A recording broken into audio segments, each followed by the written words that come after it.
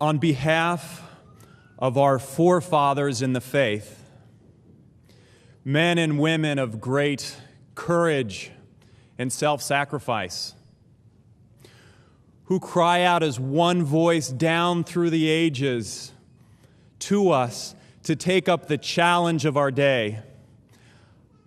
On behalf of them, I thank you for taking a few moments to consider the crucial work of the Apostolate for Family Consecration. I'm going to share with you, first of all, some historical events that few people really know about, but which are critical for understanding the greatest threat to our future. 5 years ago, I had no idea that the greatest threat to our future is sin and ingratitude to God. Today, we're going to investigate that. I'm going to share with you these historical events that when I learned about them were very disturbing to me personally. But they've motivated me to try to protect my family by getting other people involved in what I have come to believe is the greatest hope for humanity. The name of this presentation is Renewal of the World by Fire or by Grace.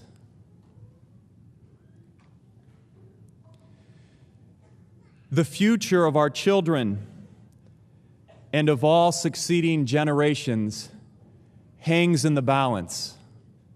And I hope by the end of this presentation, you'll understand why.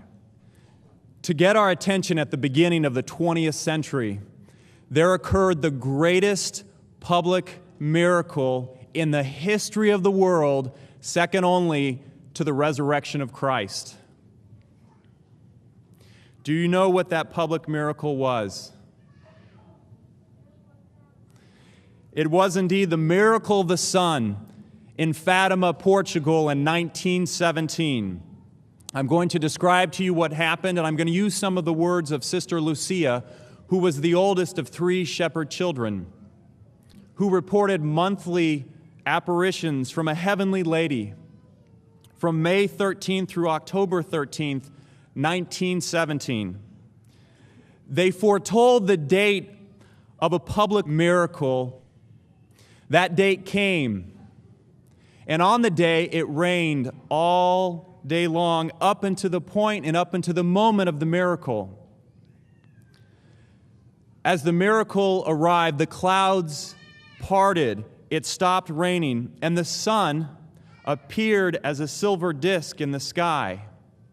For 12 minutes, the sun danced and spun, whirled, and sent forth shafts of multicolored light, which flooded the sky, the landscape, and people's clothing. It was beautiful.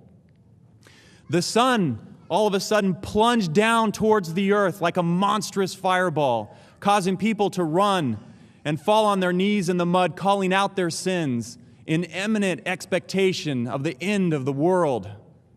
At the last moment, when it reached the level of the treetops, the sun arrested its death plunge and resumed its normal position in the sky and its normal brightness. The soaked countryside all of a sudden became dry. People's clothing became dry and clean. There were numerous healings. Why was the miracle of the sun in Fatima, Portugal in 1917 unprecedented? In a court of law, it takes 12 jurors to convict a man to death.